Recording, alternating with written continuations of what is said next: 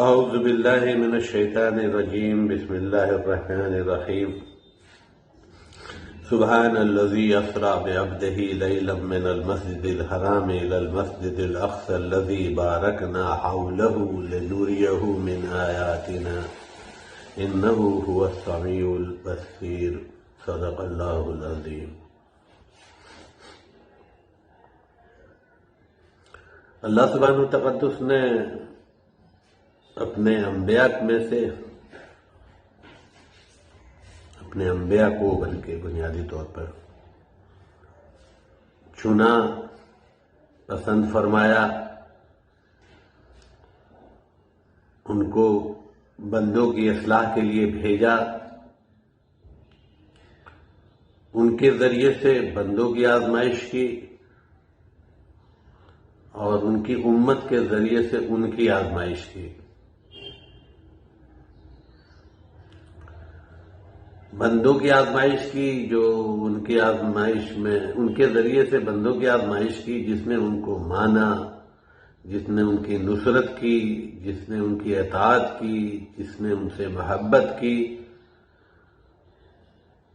اس کی دنیا اور آخرت کو اللہ نے بنا دیا، اور جس نے ان کا انکار کیا، جس نے ان کو دد و کوب کیا، جس نے انہیں پریشان کیا، جس نے انہیں قتل کرنے کی کوشش کی، جس نے انہیں قتل کیا، ان کو اللہ سبحانہ و تقدس نے دنیا میں بھی ذلیل ترین عذاب سے ان کو دیا، اور آخرت میں ان کے لیے تو جو عذاب کا اللہ کا وعدہ ہے وہ بڑا شدید ہے۔ اس کے مقابلے میں امت کے ذریعے سے انبیاء کو آزمایا، ان پر حالات بھیجے، ان پر مصیبتیں بھیجی، جس امت کو کی تسلیح کے لیے، جس امت میں قوت کی ترغیب کے لیے، جس امت کی نفع رسانی کے لیے، جس امت کی ہدایت کے لیے ان کو بھیجا گیا، اس امت کی طرف سے ان پر پریشانیاں آئیں، ان پہ مصیبتیں آئیں، ان کو زد و کوب کیا، ان کے ساتھ بہت طرح کے معاملات کیے، حالات ان کے ساتھ بد سے بدتر ہوتے گئے، احباب پر، دوستوں پر، رشتہ داروں پر مصیبتیں پیش آئیں، یا احباب نے، دوستوں نے، رشتہ داروں نے ساتھ چھوڑ دیا، زمانہ مخالف ہو گیا، وقت کے بادشاہ، وقت کی حکومتیں ان کے خلاف ہو گئی،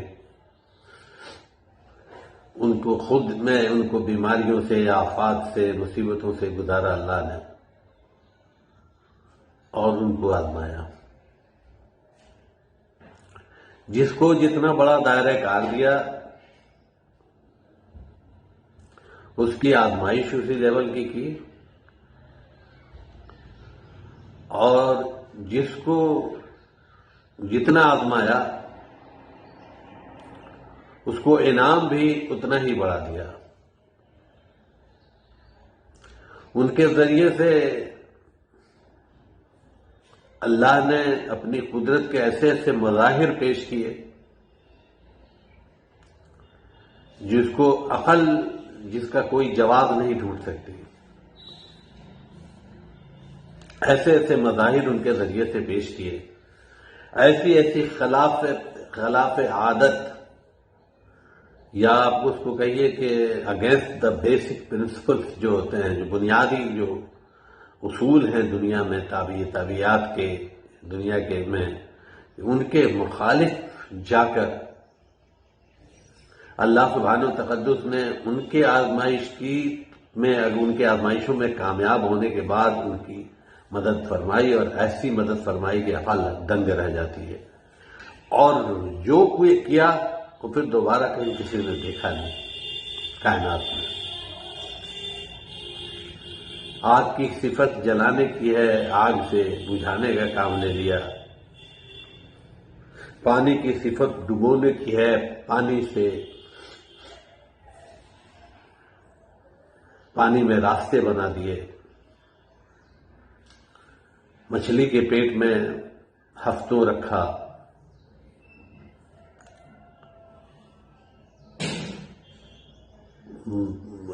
موت اور زندگی کی کشمکش میں کتنی بار ان کو ایسا ہوا کہ ان کے ساتھ جس نبی کو جیسے چاہا، جس کو چاہا اس کو اس طرح سے آزمایا، بہت ہی طریقہ آزمانے کے بہت سے طریقے استعمال کیے اللہ سبحانہ تقدس، اور اس کے بعد سے ایسے ایسے ذریعوں سے ان کی مدد کی، ایسے ایسے طریقوں سے ان کی مدد کی کہ جس کی مثال کائنات میں نہیں آتی. مشن دیا، آزمائش کی، تو جس لیول کی مدد کی ضرورت تھی اس لیول کی مدد عطا فرمائی. کسی کو عصا دے دیا، کسی کو ہاتھ میں شفا دے دیا، کسی کے ساتھ ہواؤں کو اس کے موافق کر دیا، کسی کو سلطنت دے دی، اور کسی کو اپنے پاس بلا لیا. دنیا کے عجائب اور آخرت میں ہونے والے واقعات دکھانے کے لیے. جتنی بڑی آزمائش، جتنا بڑا صبر، اور جتنی بڑی جوریڈکشن، جتنا بڑا ایریا آف ایکشن، دائرہ کار، اتنا بڑا انعام، اتنی بڑی نعمت ایک خاص قسم کی عطا کی جس کا جواب دینے کے لیے کائنات عاجز ہے. اسی لیے ان آیات کو معجزہ کہتے ہیں. وہ جو جتنی نشانیاں جن کو میں نے آپ کے سامنے پیش کیا، چاہے موسیٰ علیہ السلام کا عصا ہو، عیسیٰ علیہ السلام کا دست شفاعت ہو، صالح علیہ السلام کی اونٹنی ہو، نوح علیہ السلام کی کشتی ہو. نوح علیہ السلام کی کشتی تو چلے، آپ اس کو کہہ سکتے ہیں کہ دنیا میں کشتی بنانا اتنا کوئی مشکل کام نہیں ہے. یہ جتنی نشانیاں ہیں یہ دنیا کو عاجز کر دیتی ہیں. ایک عام انسان کو عاجز کرنے کے لیے کافی ہے کہ یہ کیسے ہو گیا، اور دنیا میں اپنے آپ کو سب سے عقل مند ترین انسان کہلانے والے جو سائنٹسٹ ہیں ان کو عاجز کر دیتی ہیں. جو ماہرین ہیں سو کالڈ ان کو عاجز کر دیتی ہیں کہ یہ کیسے ہو گیا، ایک فطرت کے قانون کے خلاف کیسے ہو گیا. لیکن اللہ سبحانہ تقدس کا اپنا ایک اصول ہے، اپنا ایک ضابطہ ہے. اللہ اپنے بندوں کی کو آزماتا ہے، اور جب بندے آزمائش میں پورے اترتے ہیں تو ان کی اس ذرے سے، اس جگہ سے مدد کرتا ہے جہاں سے کوئی سوچ نہیں سکتا، جس جگہ سے کسی کو اندازہ نہیں ہو سکتا کہ یہ پوائنٹ ہے جہاں سے مدد ہو سکتی ہے. اور اس طرح سے دلجوئی کرتا ہے اور اس طرح سے ساتھ دیتا ہے اس کی کوئی. لیکن اللہ سبحانہ تقدس کا اصول ہے. ابراہیم علیہ السلام کو اللہ سبحانہ تقدس نے آزمایا مختلف طریقوں سے. ان کو ان کے گھر والوں نے ان کے ساتھ برا سلوک کیا، ان کے باپ نے، سو کالڈ باپ کنٹروورشیل ہے کہ باپ تھے چچا تھے، قرآن تو باپ کہتا ہے، لیکن بہرحال ابراہیم علیہ السلام کو اس قوم نے نکالنے کے لیے، انہوں نے مخالفت کے لیے کے خلاف جو آواز اٹھائی تو قوم بالکل مخالف ہو گئی، وقت کا بادشاہ مخالف ہو گیا، حالات اتنے خراب ہو گئے، اور آپ رضی اللہ عنہ، آپ علیہ السلام جو ہے نا اس پر ٹکے ہوئے تھے اپنی محنت پہ اور اپنے عقیدے پر. نتیجہ یہ ہوا کہ وقت کے بادشاہ سے باپ سے لے کے وقت کے بادشاہ نے سب نے مل کر ایک آگ جلوائی اور اس میں ان کو پھینکا گیا، اور آگ کی لپٹوں سے جو تفاسیر کی کتابوں میں آتا ہے کہ لگتا تھا جیسے آسمان کو چھو رہی ہیں، اس طرح کی آگ کی لپٹیں تھیں اور اتنی شدید ترین آگ تھی اس کے قریب جانا بھی ناممکن تھا۔ آزمائش اللہ نے جب پوری کی، جب دیکھی کہ میرا بندہ جو ہے نا میری آزمائش میں، میری دعوت میں، میری آزمائش میں، اپنے مشن میں بھی اتنا ہی کامیاب ہے اور میری آزمائش میں بھی اتنا ہی کامیاب ہے، تو اللہ سبحانہ و تقدس نے قرآن کریم میں کئی جگہ یہ واقعہ ہے، اللہ سبحانہ و تقدس نے ابراہیم علیہ السلام کے لیے قولوا نارا بردا و سلامہ کا لفظ استعمال کر دیا کہ جو ہے نا یہ سلامتی بن جا، یہ آگ کے بارے میں کہہ دیا گیا۔ تو یہ معاملہ جو ہے نا بہت ہی اللہ سبحانہ و تقدس کے ہاں بڑا سیدھا صاف معاملہ ہے۔ ایک مرتبہ بندہ جب اللہ کی آزمائش پوری کر لیتا ہے اور اپنے مشن میں پورا وقت لگا دیتا ہے تو اللہ سبحانہ و تقدس اسے سر مدد کرتے ہیں۔ یہ سورہ انبیاء کی آیت نمبر 69 ہے، سورہ انبیاء ہے 21، اس کی آیت نمبر 69 ہے۔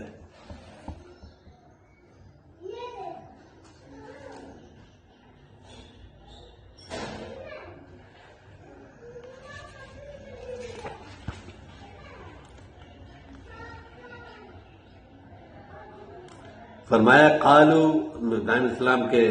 جو مخالفین نے قالو حرقوہ وانصروا آلہتکم ان کنتم فاعلین، مدد کرو اپنے اس کو آگ میں جلا دو اور اپنے دیوتاؤں کی اور اپنے ان کی مدد کرو جن کے خلاف یہ بندہ کھڑا ہو گیا ہے اور ان کو سب کو برا بھلا کہہ رہا ہے اور سب کے کو کہہ رہا ہے کہ ان سے کچھ نہیں ہو سکتا، ان کی کوئی اوقات نہیں ہے، یہ تو خود ہی محتاج ہیں۔ قلنا یا نار کونی بردا و سلاما علی ابراہیم، ہم نے کہا کہ اے آگ تو ٹھنڈی ہو جا سلامتی کے ساتھ میرے ابراہیم پر، اللہ ابراہیم پر تو آگ ٹھنڈی ہو جا۔ تو ایک خلاف جو طبیعت ایک واقعہ ہو، اللہ سبحانہ تقدس کے اندر قدرت ہے، اللہ سبحانہ تقدس جو چاہے کر سکتے ہیں، ایک وہ کیا۔ موسیٰ علیہ السلام کی قوم، موسیٰ علیہ السلام پریشان حال، جتنی لمبی دعوت کے بعد فرعون سے اتنے مناظروں کے بعد اور اتنے مجادلوں کے بعد اور اتنا سب کچھ ہونے کے بعد فرعون کی قوم جو ہے نا، فرعون اور اس کی قوم ماننے کو تیار نہیں اور بالکل بنی ہوئی ہے، ان کے پیچھے لگی ہوئی ہے اور وہ جو ہے نا ان کے مخالفت کر رہی ہے۔ اور یہاں تک معاملہ آ گیا کہ آپ اپنی قوم کو لے کے نکلے ہیں گھر سے، اور گھر سے قوم کو لے کے نکلے ہیں اور قوم جو ہے نا آگے جب رات کو نکلے اللہ کے حکم سے، وہ قوم آگے نکلی ہے، پیچھے سے فرعون کے لشکر نکلا ہے، دریا تک پہنچے ہیں، آگے موج مارتا ہوا دریا ہے، پیچھے فرعون کا لشکر ہے، اب بچنے کی کوئی صورت نہیں ہے۔ لیکن اس کے پہلے فرعون جیسے جابر بادشاہ کے پاس اللہ سبحانہ تقدس نے ان کو جھونکا ہے، اللہ سبحانہ تقدس نے ان کو کہا، نبوت دی، کہا کہ میں تمہارا رب ہوں، اس کے بعد اذهب الى فرعون، جاؤ فرعون کی طرف، نشانی کے طور پر ایک چھڑی، کہا کہ موسیٰ تمہاری چھڑی ہے، اس کو پھینکو، یہ سانپ بن گیا۔ یہ خلاف فطرت واقعہ ہے۔ اس کے بعد سے موسیٰ علیہ السلام وہ چھڑی کو پھینکتے تھے، سانپ بن جاتا تھا، جب چھڑی پھینکتے تھے سانپ بن جاتا تھا، دکھاتے تھے اللہ تعالیٰ کا حکم ہوتا تھا تو سانپ بن جاتا تھا، ہاتھ میں چھڑی ہوتی تھی اللہ کا حکم ہوتا تھا سانپ بن جاتا۔ موسیٰ علیہ السلام کو علم تھا کہ یہ چھڑی جو ہے نا اللہ کے حکم سے جب اللہ چاہتے ہیں تو یہ سانپ بن جاتا ہے۔ آگے لشکر، پیچھے لشکر فرعون کا، آگے دریا، بیچ میں 7 لاکھ 8 لاکھ کا بہت بڑا ایک قافلہ موسیٰ علیہ السلام پر تکیہ کیے ہوئے بیٹھا ہوا ہے اور کہہ رہا کہ موسیٰ تم نے تو ہم کو ڈبو دیا ہے، تم نے تو ہمارا معاملہ ہی ختم کر دیا، آج تو ہم گئے، آج تو ہمارا معاملہ ختم۔ موسیٰ علیہ السلام کے پاس عصا تھا، موسیٰ علیہ السلام نے اس عصا کا استعمال کیا تھا اس کے پہلے بھی، اور موسیٰ علیہ السلام نے اس عصا کے ذریعے سے اس کو عصا کو سانپ بنتے ہوئے بھی دیکھا تھا، اور موسیٰ علیہ السلام نے اس کے ذریعے سے اس وقت کے سب سے بڑے جادوگروں کو مغلوب بھی کیا تھا۔ لیکن موسیٰ علیہ السلام کو اس کا علم نہیں تھا، اس کے ذریعے سے سمندر میں راستے بھی بنائے جا سکتے ہیں۔ جو ان کو معلوم تھا وہ معلوم تھا، جو ان کو علم تھا، اور اسی پر ان کا استعمال ہوتا رہا تھا۔ لیکن اللہ سبحانہ و تقدس نے موسیٰ علیہ السلام سے کہا کہ اس کو پھینکو، اور انہوں نے پھینکا، کہا موسیٰ پانی پہ مار عصا، آگے پیچھے فرعون، آگے دریا، بیچ میں ان کے جو لوگ تھے وہ پریشان، ارے موسیٰ ڈبو دیا، تم نے مروا دیا، جیسے بھی تھے، غلام تھے، اچھے تھے، برے تھے۔ موسیٰ علیہ السلام نے اس وقت کہا تھا کہ اللہ پر توکل کرو، اور جو اللہ پر توکل کرتا ہے نا، اللہ سبحانہ تقدس اس کو بڑا اچھا بدلہ دیتے ہیں۔ آزمائش کی مطلب جو ایکسٹریم ہوتی ہے نا، اس پوائنٹ پر جا کے اللہ سبحانہ تقدس نے حکم دیا کہ حکم سے اللہ نے کہا کہ مار موسیٰ پانی پر اپنی لاٹھی۔ موسیٰ علیہ السلام اس سے پہلے لاٹھی تھی، سانپ بنتی تھی، لیکن موسیٰ علیہ السلام کو اس کا علم نہیں تھا کہ اللہ سبحانہ تقدس کی قدرت سے یہی لاٹھی، جس سے وہ پہلے کہتے تھے، سورۃ حاق میں آتا ہے کہ ان سے پوچھا اللہ نے کہ یہ تمہارے ہاتھ میں کیا ہے، تو وہ کہنے لگے کہ یہ میرے ہاتھ میں جو ہے وہ یہ ہے جس سے میں اپنے پتے توڑتا ہوں، اپنے اس کے لیے، اپنے جانوروں کے لیے پتے توڑتا ہوں، اپنے بکریوں کے لیے پتے توڑتا ہوں، اور اسی کے ذریعے سے میں جو ہوں اور بھی جو انہوں نے جو کچھ ان کو سمجھ میں آیا اس کے بارے میں بتایا کہ میں ایسے کرتا ہوں، یہ کرتا ہوں، یہ کرتا ہوں، اس پتے اس کے ذریعے سے۔ اللہ سبحانہ تقدس نے کہا کہ اس کو مارو موسیٰ، یہ جو ہے نا یہ پانی میں راستہ بنائے گا، اور راستہ بنا۔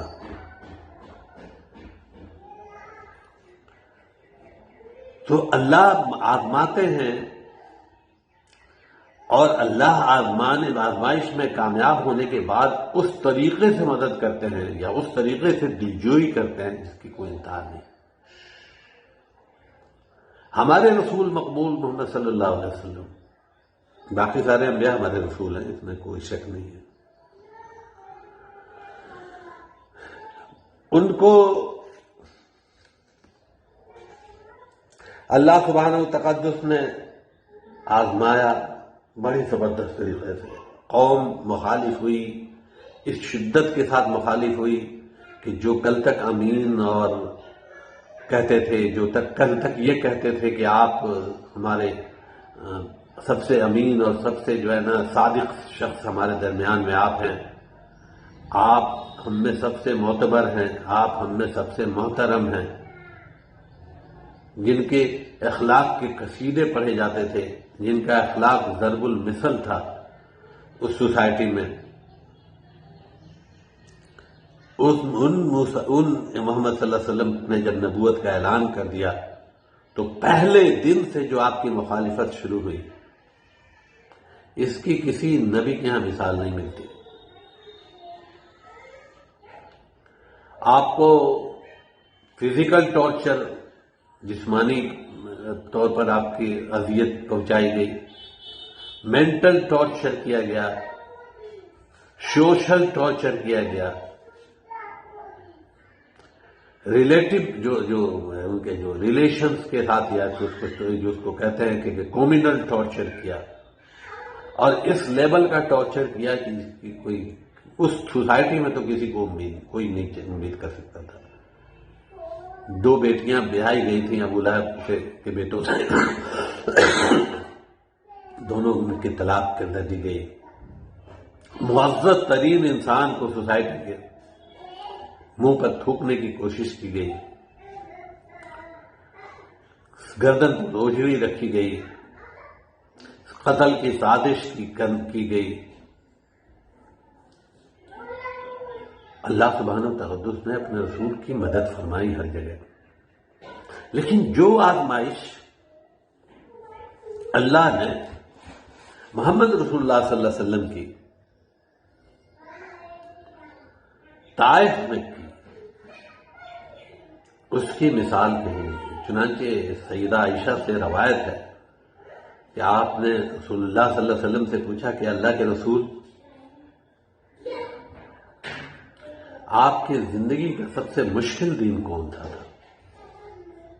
یہ بات تب پوچھی گئی ہے جب جنگ بدر ہو چکی، جنگ احد ہو چکی، جنگ فتح صلح حدیبیہ ہو چکی. آپ رضی اللہ عنہ نے پوچھا ایک مرتبہ کہ اللہ کے رسول، آپ کی زندگی کا مشکل ترین دن کون سا ہے؟ آپ صلی اللہ علیہ وسلم نے فرمایا طائف کا دن. دیکھیے، ایک شخص اٹھتا ہے، ایک شخص کو مبعوث کیا جاتا ہے کائنات میں انسانوں کی ہدایت کے لیے، کائنات میں انسانوں کو اللہ کی طرف متوجہ کرنے کے لیے، انسانوں کا تعلق اس کے رب کے ساتھ جوڑنے کے لیے، انسانوں کی دنیا اور آخرت کی فلاح اور بہبودی کے لیے، اس دنیا کی کامیابی اور آخرت کی کامیابی کی ضمانت کے طور پر. اس شخص کو، اور وہ ایک اپنے قبیلے کا ہی نہیں، اپنے شہر کا ہی نہیں، بلکہ قرب و جوار میں بھی ایک بہت بڑے خطے کا سب سے محترم اور سب سے معزز شخص ہے. آپ ایک منٹ کے لیے اندازہ لگائیے، میں ہوں، آپ ہوں، کوئی بھی. بھرے ہوئے چوراہے پر کوئی بےہودہ انسان ہے، کوئی ایسا انسان، پاگل کو چھوڑ دیجیے جو بالکل پاگل ہے، اس کی بات نہیں ہے، ہمیں گالی دے دے، ہمیں جھوٹا کہہ دے تو ہمیں کتنی تکلیف ہوتی ہے. اور کسی نے اگر ہم کو تھپڑ مار دیا تو ہمارا کیا بنے گا؟ اس ذہنی تھپڑ کی جسمانی اذیت کو چھوڑ دیجیے، آپ اس ذہنی اذیت کو بھلا سکیں گے کبھی؟ جب اس بڑے مجمع میں، جس مجمع کے لوگ اس کے پہلے آپ کی عزت اور آپ کا احترام کرتے ہوں، آپ کا ایک مقام اور مرتبہ ہو، کوئی شخص آئے اور آپ کو تھپڑ مارتا ہے، جو بے عزتی اور جو تکلیف آپ محسوس کریں گے، میں محسوس کروں گا، اس کو لفظوں میں بیان نہیں کیا جا سکتا. اللہ کے رسول طائف میں ہیں، مکہ میں کام کی رفتار سست ہو چکی ہے، اپنے زندگی کے قیمتی ترین 10 سال کھپا چکے ہیں، 11 سال کھپا چکے ہیں دین کی تبلیغ میں، اپنا مال اور اپنے بیوی کا مال پورا خرچ کر چکے ہیں، فاقے کی نوبت ہے، ایک ہی جستجو، ایک ہی شوق ہے کہ دنیا ہدایت پر آ جائے، دنیا کا بھلا ہو جائے، بدلے میں کچھ نہیں چاہیے، انسانوں سے تو کچھ چاہیے ہی نہیں، اپنے رب کی رضا چاہیے. ویسے شخص کو جب وہ 80 میل کا سفر طے کر کے پیدل کچھ لوگوں کو جا کے ہدایت کی بات سمجھانے کے لیے جا رہا ہے، اس کے پیچھے گنڈے لگا دیے جائیں، اس کے پیچھے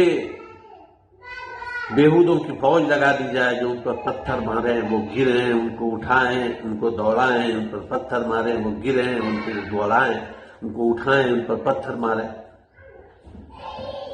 अगर हमारे और आपके साथ हो तो क्या हो जाएगा? इंसान या तो उसी वक्त पागल हो जाएगा या जो बदला समझ में आएगा वो बदला करेगा।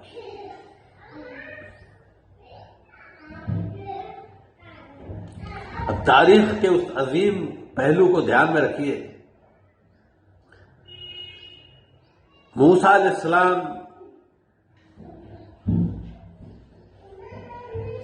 पर मुसीबत आई, मूसा अलैहिस्सलाम ने उसका सामना किया, उस पर जय में रहे। बाद में कहा कि इस फिरौन से कोई फायदा नहीं हो सकता, या अल्लाह इस फिरौन और इसके गिरोह से कोई फायदा नहीं पहुंचने वाला, इनको निस्तो नाबूद कर दे। इब्राहिम अलैहिस्सलाम ने यही किया।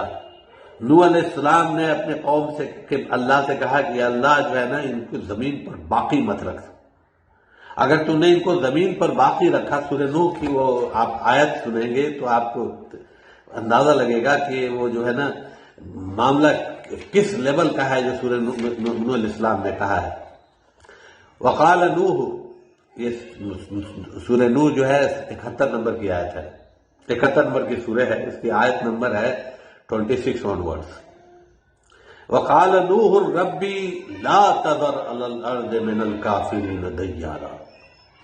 या अल्लाह जमीन पर एक काफिर को भी बाकी मत छोड़। उसके पीछे नूह अलैहिस्सलाम ने पूरा वाकया जो है ना, नूह अलैहिस्सलाम ने कहा है कि इन्होंने मेरे साथ क्या किया है। इन्होंने कहा इन्नहुम असौनी वत्तबऊ मन लम यज़िदहु मालहु ववलदहु इल्ला खसारा, अल्लाह ताला इन्होंने मुझे छोड़ दिया और मेरे और उनकी पैरवी की जो कुछ नहीं थे। वो मकरन कुब्बारा, जो खाल बेहूदी किस्म की प्लानिंग बनाने के बाद कुछ नहीं करते थे, और जो कहते थे कि हम अपने बुतों को छोड़ के किसी और को नहीं मानेंगे, और जो है ना इतने ज्यादा वो जो है ना उसमें बेहूदगी में थे, अज़ल्लु कसीरा, बहुत ज्यादा ही गुमराही में थे। अब नूह अलैहिस्सलाम जो इतनी पूरी ताकत से और इतने मुद्दत तक दुआ करने के बाद, मतलब उनकी तबलीग और उनको समझाने के बाद अगर हाजिर आते हैं तो कहते हैं रब्बी ला तज़र अलल अर्ज़ मिनल काफ़िरीन दय्यारा, इसमें से किसी को मत छोड़। इन्नका इन तज़रहु, अगर तुमने इनको छोड़ दिया, युज़िल्लु इबादिका वला यलिदु इल्ला फाजिरन कफ़ारा, अगर तुमने इनमें से किसी को छोड़ दिया तो वो सवाए इसके कि तुम्हारे जो नेक बंदे हैं उनको बहकाने के और लोगों को फाजिर और काफिर बनाने के, ये कुछ नहीं करेंगे। आज कौम आद के खिलाफ भी कौम सलूम के हूद इस्लाम की यही दुआ, सालेह इस्लाम की यही दुआ, या अल्लाह इनको तबाह कर रही है, अभी इस लायक नहीं है कि इनको बच्चा रखा जाए।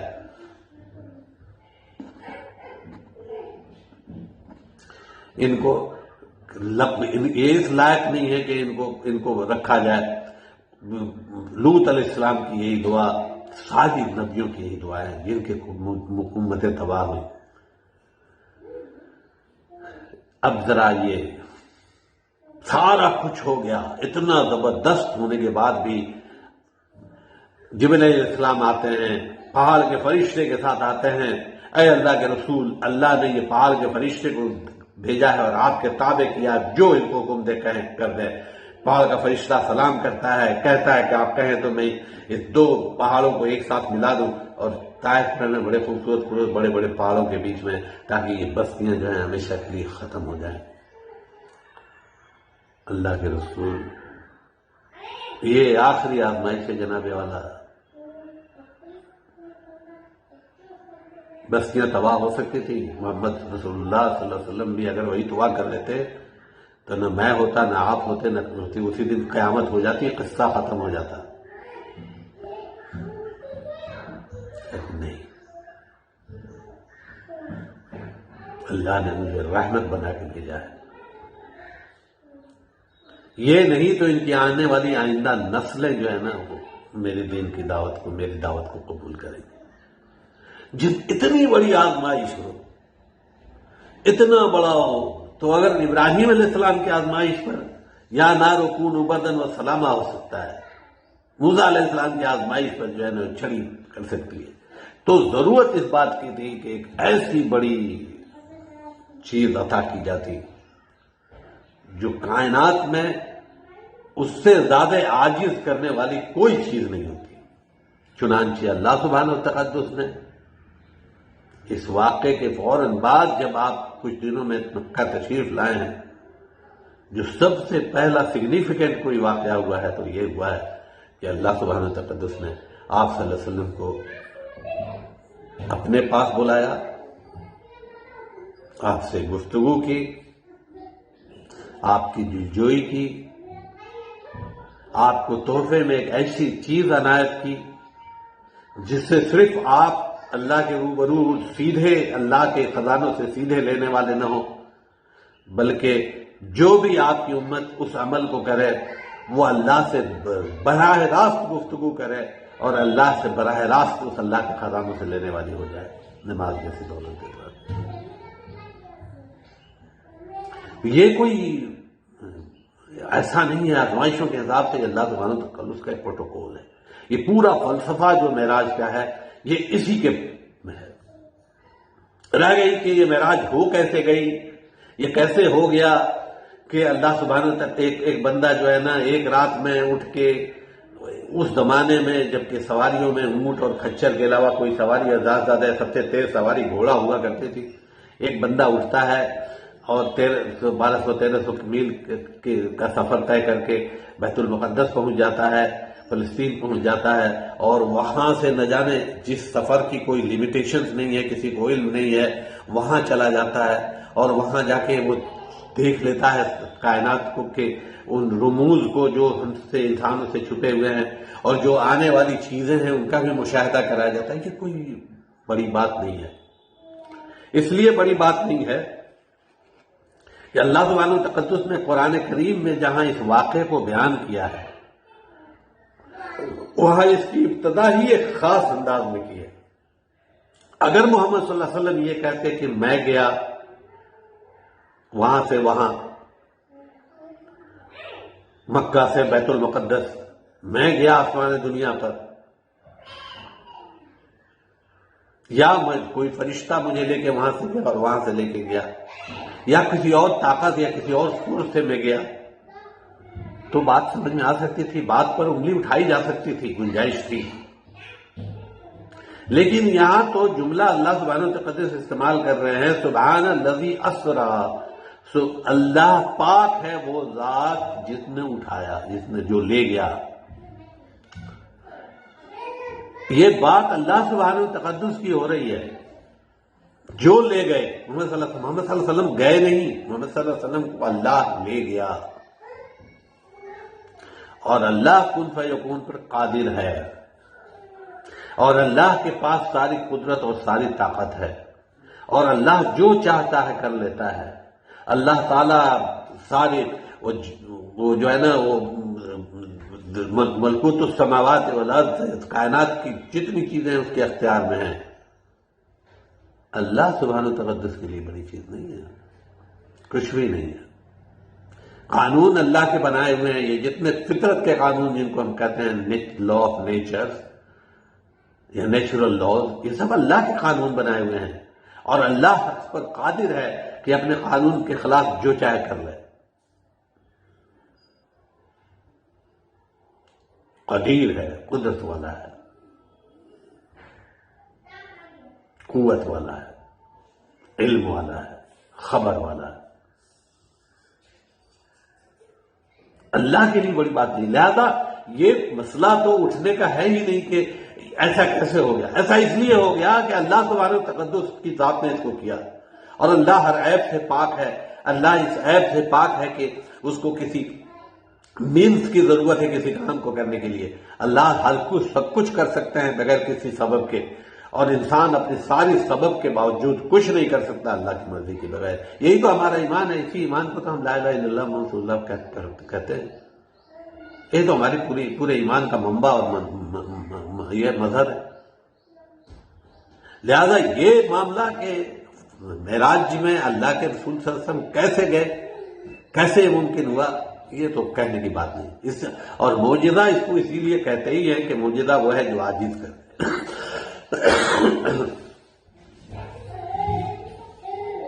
اور اسی لیے اس واقعے کے بعد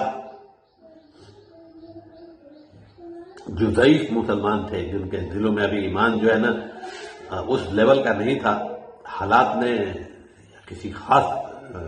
انسٹنٹ نے جو ہے کسی انسٹنس نے ان کو جو ہے نا اسلام میں داخل کر دیا تھا مکے میں۔ ان کو منافق اور مشرک تو اپنے منافق تو نہیں کر سکتے کیونکہ مشکل حالات میں وہ اسلام لائے تھے، لیکن کبھی کبھی انسان کسی پرٹیکولر واقعے سے متاثر ہو کے جذباتی طور پر اسلام میں داخل ہو جاتا ہے۔ وہ سارے لوگ مرتد ہو گئے جب یہ واقعہ پیش آیا، اور آپ نے اگلے دن اس واقعے کو بیان کیا تو کافروں نے تو اس کا مذاق اڑایا ہی، بلکہ احادیث روایتوں میں آتا ہے کہ ابو جہل نے کہا کہ تم کہو، تم کیا یہ واقعہ جو تم مجھے سنا رہے ہو کیا پورے بستی کو سنا سکو گے؟ آپ صلی اللہ علیہ وسلم نے کہا کیوں نہیں، میں سنا دوں گا، واقعہ ہوا ہے۔ پورے بستی کو جمع کر کے اس واقعے کو پھر سے آپ نے پیش کیا، سب نے بڑا مذاق اڑایا، بڑا ہنسے، بڑا خوش کیا۔ ظاہر ہے اس کے پہلے آپ صلی اللہ علیہ وسلم پر سے وہ پروٹیکشن بھی ختم ہو چکا تھا جو ابو طالب کی صورت میں تھا، اور وہ جو مورل پروٹیکشن تھا جو سیدہ خدیجہ رضی اللہ عنہا کی صورت میں تھا وہ ختم ہو چکا تھا۔ آپ مکہ چھوڑ کے طائف جا چکے تھے، آپ کا جو سوشل جو اسٹیٹس تھا وہ بھی کوئی خاص رہا نہیں تھا، کیونکہ جب مکہ واپس لوٹے تھے تو کسی نے آپ کو ضمانت دی تھی، تو اس کی ضمانت کی بنیاد پر آپ لوٹے تھے۔ دعوت دیتے ہوئے 10 سال ہو چکے تھے، وہ جو ریسپیکٹ جو چیزیں تھی وہ بھی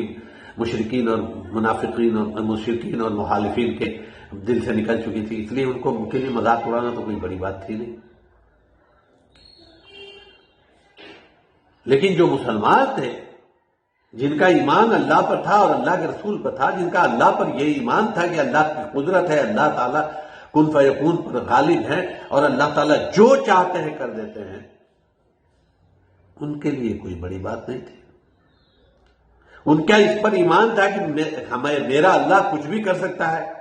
اور ان کو اس پر ایمان تھا کہ میرا رسول کبھی جھوٹ نہیں بول سکتا ہے، اس لیے ان کا کوئی معاملہ ان کے ساتھ کوئی مشکل ہی نہیں تھا۔ اسی لیے صدیق اکبر کو جب رضی اللہ تعالیٰ عنہ اس واقعے کی خبر دی گئی اور کہا گیا کہ آپ کے صاحب ایسا کہتے ہیں، ایک صاحب جو ہے نا، ایک آدمی ہے جو ایسا ایسا کہہ رہا ہے، میں نے پوچھا کون ہے؟ کہا کہ آپ کے صاحب ہیں۔ کہا کہ اگر میرے صاحب کہہ رہے ہیں صلی اللہ علیہ وسلم تو سچ کہہ رہے ہیں۔ یہ تو ہے ہی نہیں، معاملہ ہی نہیں، یہ تو مومن کے لیے مشکل ہی نہیں ہے اس سوال کا جواب۔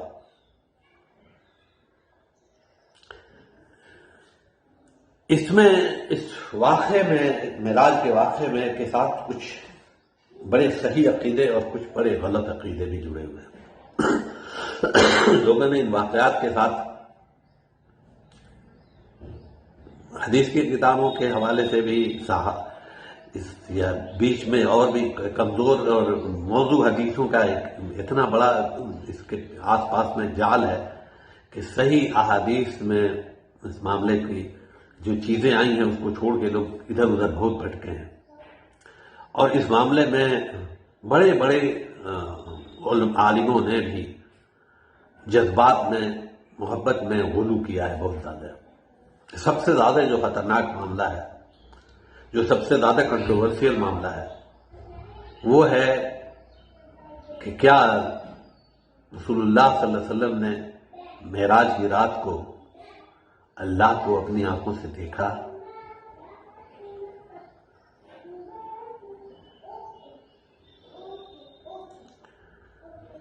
جن لوگوں نے موقوفاً یہ روایت کی ہے، ابن عباس رضی اللہ عنہ اس میں شامل ہیں، اور انس بن مالک رضی اللہ عنہ بھی اس میں شامل ہیں،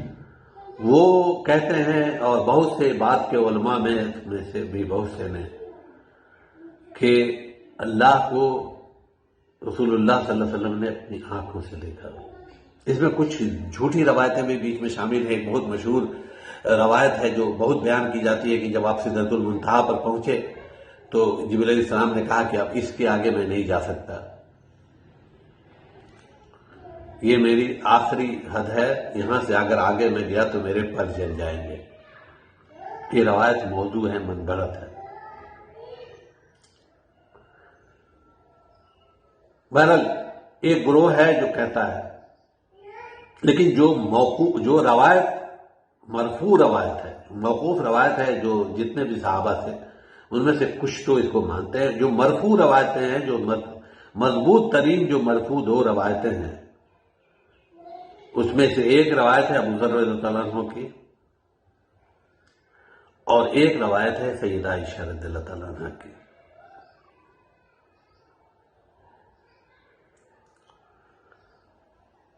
ابو ذر رضی اللہ عنہ، اب اس کے پہلے یہ جو ہے نا، اس کو کرنے سے پہلے، اس پر گفتگو کرنے سے، ان حدیثوں پر یہ جانے کہ اللہ سبحانہ و تقدس کا عام عقیدہ ہے، جو بنیادی صحیح عقیدہ ہے کہ انسان اللہ کو دنیا میں دیکھ نہیں سکتا، چاہے کوئی بھی ہو، کیونکہ اللہ، موسیٰ علیہ السلام کے وہ واقعہ یاد کیجئے، جب موسیٰ علیہ السلام نے اللہ سے کہا کہ اے اللہ میں تجھ کو دیکھنا چاہتا ہوں، اللہ نے کہا کہ لن ترانی۔ موسیٰ علیہ السلام اللہ سے گفتگو فرمایا کرتے تھے، لیکن یہ گفتگو ایسی نہیں تھی کہ اللہ سبحانہ و تقدس سامنے بیٹھ کے گفتگو فرماتے تھے۔ موسیٰ علیہ السلام کہتے تھے اللہ کی قدرت ہے، اللہ تعالیٰ کے جواب دینے پر قادر ہے۔ موسیٰ علیہ السلام نے کہا اللہ میں تم کو دیکھنا چاہتا ہوں، اللہ نے کہا لن ترانی، تم مجھے دیکھ نہیں سکتے۔ ہاں اگر اتنا ہی شوق ہے تو اس پہاڑ کی طرف دیکھو جس پر میں تجلی کرنے جا رہا ہوں، تجلی کرنے جا رہا ہوں، میں نہیں جا رہا اس پہاڑ پر، میں صرف تجلی کروں گا اس کی طرف۔ اگر وہ پہاڑ اپنی جگہ پر سلامت رہ گیا تب تو تم مجھے دیکھ لو گے، نہیں تو تم مجھے نہیں دیکھ سکتے۔ پہاڑ کی طرف تجلی فرمائی، اللہ نے پہاڑ ریزہ ریزہ ہو گیا، موسیٰ علیہ السلام بے ہوش ہو گئے، کہا اللہ کبھی نہیں، اب پھر دوبارہ کبھی نہیں۔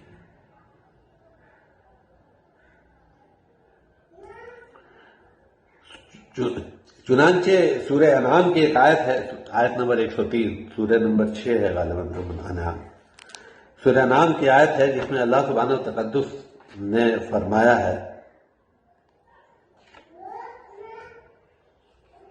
لا تدرکہ الابصار، آنکھیں اس کو دیکھ نہیں سکتی۔ سورہ انعام۔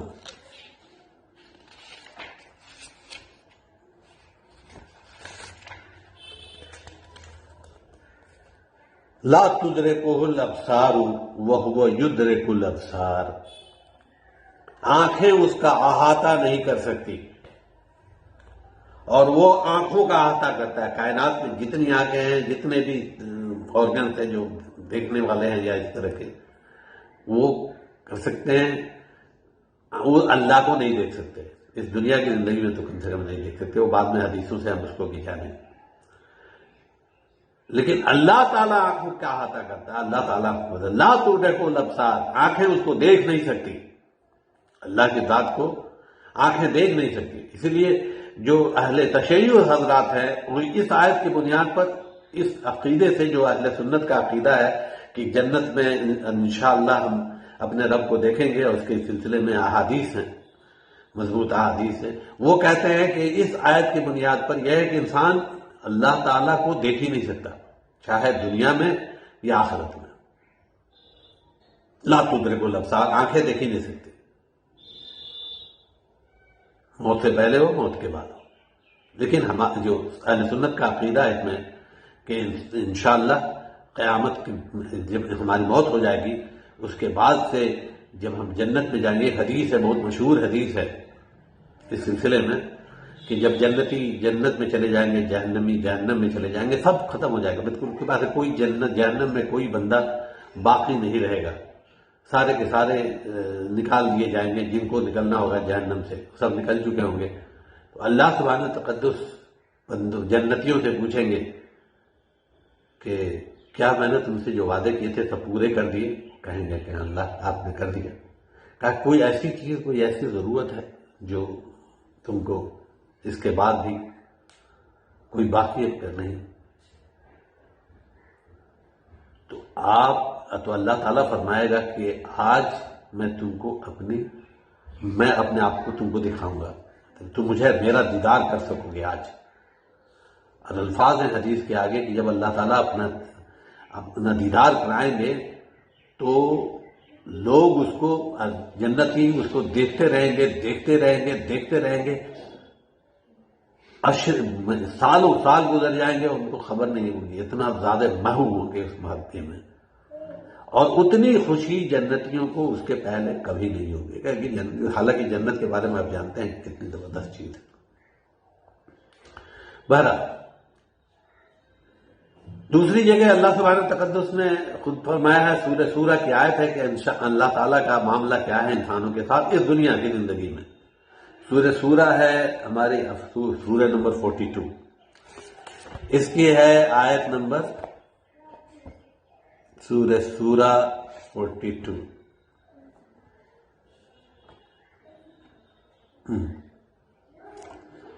اس کی آیت نمبر ہے 51-52.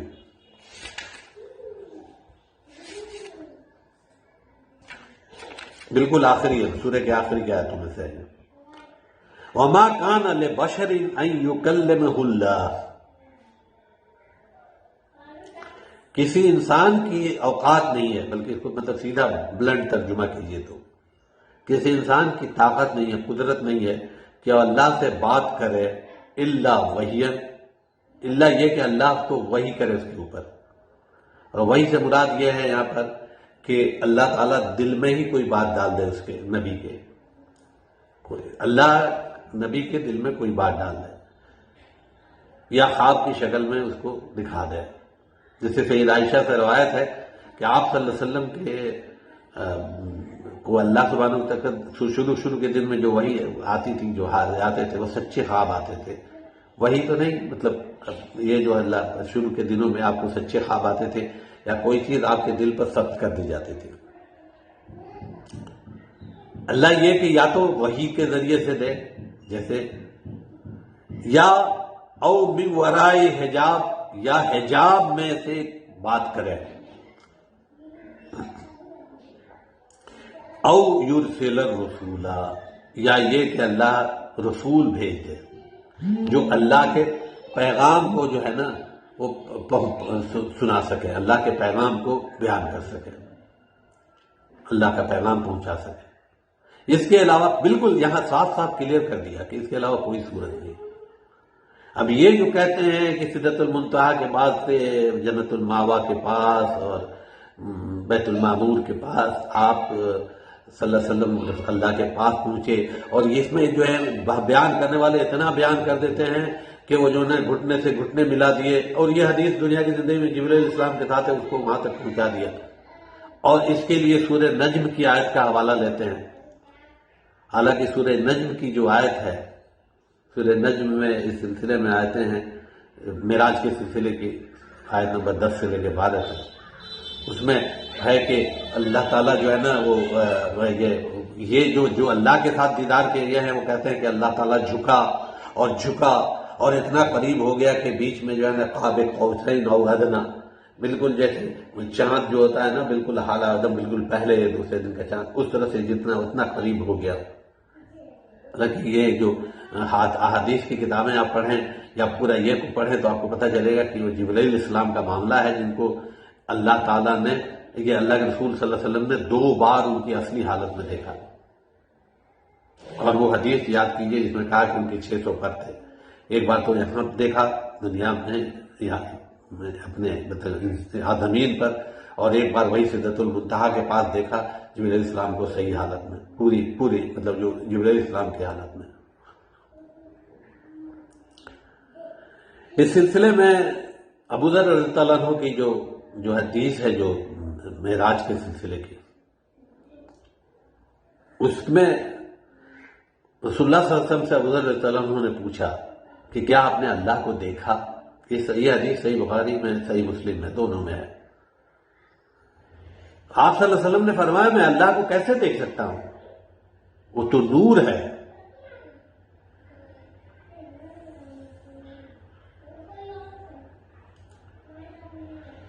لیکن اس سلسلے میں جو سب سے مشہور روایت ہے اور جو سب سے معتبر روایت ہے، صحیح بخاری میں بھی ہے، صحیح مسلم میں بھی ہے۔ صحیح بخاری میں بہت زیادہ ہی تفصیل کے ساتھ وہ روایت ہے۔ مسروق ایک تابعی ہے جو اس کو روایت کرتے ہیں کہ میں سیدہ عائشہ کے حجرے کے باہر ٹیک لگا کے بیٹھا ہوا تھا، تو میں نے سیدہ عائشہ رضی اللہ عنہا سے پوچھا کہ اے امت کی ماں، اے مومنوں کی ماں، کیا رسول اللہ صلی اللہ علیہ وسلم نے معراج والی رات کو اللہ کو دیکھا اپنی آنکھوں سے؟ سیدہ عائشہ رضی اللہ عنہا جو ہے نا وہ بالکل یہ ہو گئی، کہا کہ مسروق تم نے ایسی بات کہہ دی، اتنی بڑی بات کہہ دی تم نے، اتنی خطرناک بات۔ جو شخص 3 باتوں میں سے کوئی ایک بات کہتا ہے وہ اللہ پر جھوٹ باندھتا ہے اور رسول پر جھوٹ باندھتا ہے۔ اس میں سے ایک یہ بھی تھی کہ کوئی شخص اگر یہ کہتا ہے کہ معراج والی رات کو اللہ تعالیٰ نے، رسول اللہ صلی اللہ علیہ وسلم نے اللہ کو دیکھا، جبکہ اللہ اپنی کتاب میں فرماتا ہے لا تدرکہ الابصار ویدرکہ۔ یہ سورہ انعام کی آیت پڑھی آپ نے۔ پھر آپ نے رضی اللہ عنہ نے سورہ جب جیسے ہی انہوں نے کہا کہ مسروق تم نے تو اتنی بڑی بات کر دی ہے، سب سے بڑا جھوٹا ہے جو اللہ پر جھوٹ باندھتا ہے، تو مسروق کہتے ہیں کہ میں اٹھ کے بیٹھ گیا اور میں نے کہا کہ اے امت کی ماں، اے مسلمانوں کی ماں، اتنی جلدی مت کیجیے، مجھے میری بات کہنے دیجیے۔ کیا اللہ سورہ نجم میں نہیں فرماتا کہ یہ جو ہے سورہ نجم میں جو آیت ہے، یہ سورہ نجم ہے آپ کی سورہ نمبر، یہ سورہ رحمان کے آس پاس ہے سورہ نجم، سورہ قمر کے پہلے سورہ نجم۔ سورہ نجم میں کیا اللہ تعالیٰ نے نہیں فرمایا کہ ثم دنا فتدلى فكان قاب قوسين او ادنى فاوحى الى عبده ما اوحى؟ کیا اللہ تعالیٰ نے سورہ نجم میں نہیں فرمایا کہ وہ جو ہے جھکا اور نزدیک ہوا اور نزدیک ہوا، فکان قاب قوسین او ادنا، اور بالکل اتنا قریب پہنچ گیا کہ قاب قوسین جیسے میں نے آپ کو بیان کیا اس سے پہنچ گیا۔ پھر آگے فرمایا کہ ما کذب الفواد ما را، نہ اس کے دل نے اس میں شک کیا، نہ اس کی آنکھوں نے کوئی شک کیا۔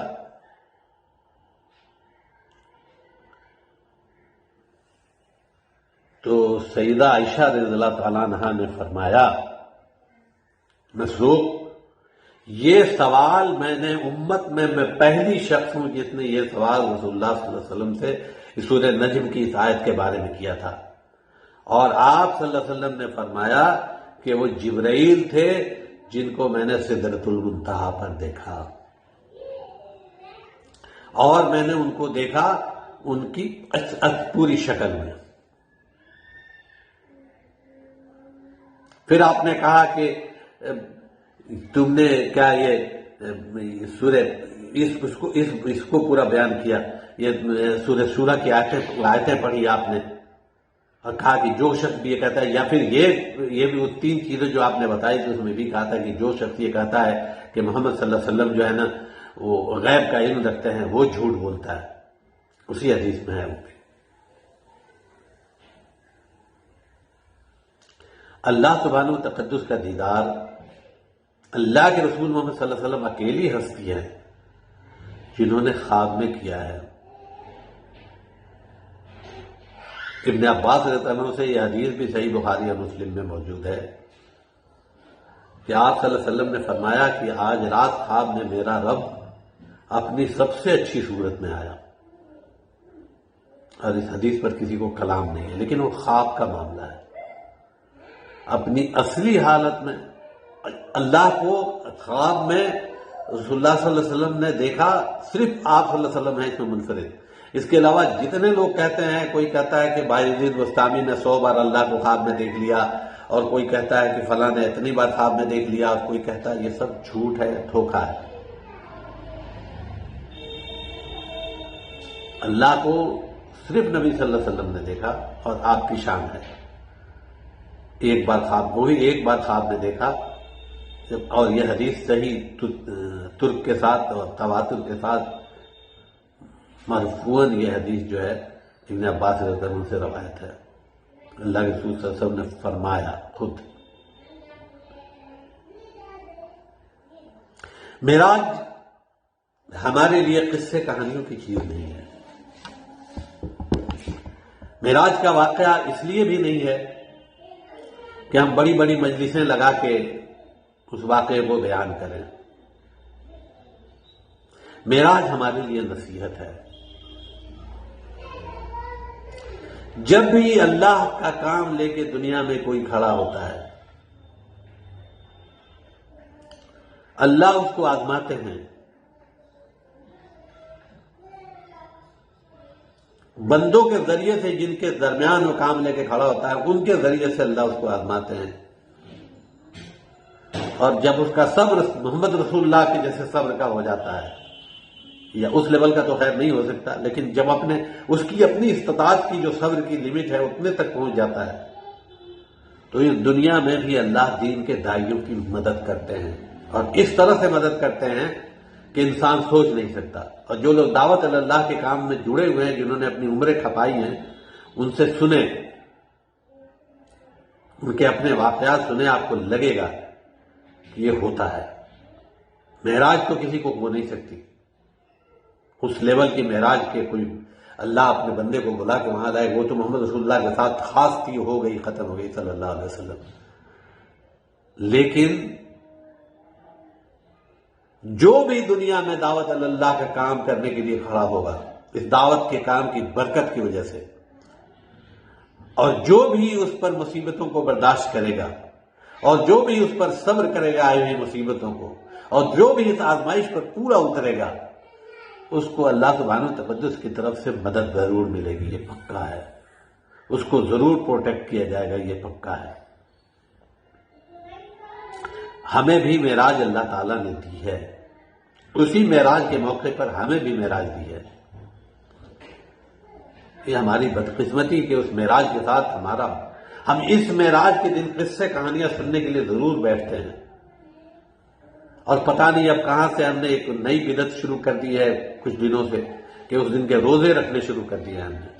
حالانکہ یہ واقعہ ہجری نبوی 10 میں، ہجرت سے 1.5-2 سال پہلے کا واقعہ، 18 مہینے یا 22 مہینے پہلے کا واقعہ ہے۔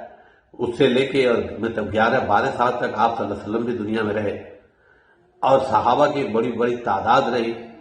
کسی نے یہ روزہ نہیں رکھا معراج کا۔ یہ روزہ واقعہ بہت بڑا تھا، اس میں کوئی شک نہیں، لیکن روزہ نہیں رکھا۔ نہ رسول اللہ صلی اللہ علیہ وسلم نے اس دن کی اہمیت دے کے اس کا روزہ رکھا، نہ صحابہ میں سے کسی نے رکھا، کسی رات معتبر کیا آدھی معتبر روایت سے بھی نہیں ثابت ہے۔ لیکن آج ہم روزہ رکھیں گے اس دن کا، تو جیسے شب برات کے ساتھ ہم سلوک کر رہے ہیں، وہی والا سلوک ہم معراج کے ساتھ بھی کر رہے ہیں، کیونکہ ہم شارٹ کٹ کے عادی ہیں۔ معراج ہمیں بھی ملی ہوئی ہے، اللہ سبحانہ و تقدس نے معراج عطا کی ہے۔ کہا کہ الصلاۃ معراج المومن، نماز مومن کی معراج ہے۔ یہ معراج کا میں دیا ہوا تحفہ ہے، اور یہ ایک ایسا تحفہ ہے کہ ہر بندہ جب چاہے اپنے رب کے روبرو کھڑا ہو سکتا ہے، اس کے ساتھ اس کی معراج ہو سکتی ہے، وہ مل سکتا ہے، اس کے ساتھ بات کر سکتا ہے۔ بات کرتے ہی ہیں ہم اللہ کے سبحانہ تقدس کے روبرو اپنی عرضداشت پیش کر رہے ہوتے ہیں، یا میرے رب میری سن لے، یا الحمدللہ رب العالمین روز کہہ رہے ہوتے ہیں، اہدنا الصراط المستقیم روز کہہ رہے ہوتے ہیں۔ اللہ نے ہمیں دیا ہوا ہے، معراج ہم کو دی ہوئی ہے، اور سچے کے سچوں نے کہا کہ یہ مومن کی معراج ہے۔ ہم اس معراج کو تو کہیں چھوڑ کے آ گئے ہیں۔ امت کا 95% امت کا جو ہے دنیا میں، وہ اس معراج سے ہاتھ چھوڑ کے بیٹھ گئی ہے، اس کو تھام دھو کے پیچھے، اس کو پیٹھ کے پیچھے چھوڑ گئی ہے، اور جو اس کو تھامے ہوئے ہیں میرے جیسے لوگ، ان کے نمازوں کی یہ حالت ہے کہ اس سے معراج تو کیا مل گئی، اللہ تعالیٰ نے اس کو کسی لیول پر قبول کر لیا، یہ بہت بڑا احسان ہے اللہ کا۔ اپنی معراج کو پکڑیں، یہ میراث ہے ہماری، یہ معراج ہماری میراث ہے، اور اسی معراج کی بنیاد پر اور اسی میراث کی بنیاد پر ہماری دنیا میں عزت کے فیصلے ہیں۔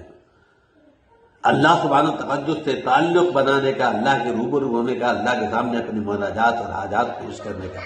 بہترین ذریعہ ہے، زبردست فرض ہے اور زبردست چیز ہے، اس سے روگردانی نہ کریں۔ جس دن یہ امت اس پر قائم ہو جائے گی، نماز پر قائم ہو جائے گی، ساری برائیاں ختم ہو جائیں گی، ساری بے حیائیاں ختم ہو جائیں گی، ساری کمزوریاں ختم ہو جائیں گی، ساری جو ہماری جو بے عزتی اور جو جس طرح سے ہمارا جو فالودہ نکل رہا دنیا میں، سارا ختم ہو جائے گا۔ ہم پھر سے اللہ کے اس دنیا میں بھی سرخرو ہوں گے اور اللہ کے سامنے بھی سرخرو ہوں گے۔ اللہ میرا اور آپ کا حامی اور ناصر ہو، ہمیں معراج کے فلسفے کو سمجھنے کی اور اس کی جو نصیحت ہے اس پر عمل کرنے کی توفیق عطا فرمائے۔ سبحان اللہ بحمدہ، سبحان اللہ العظیم۔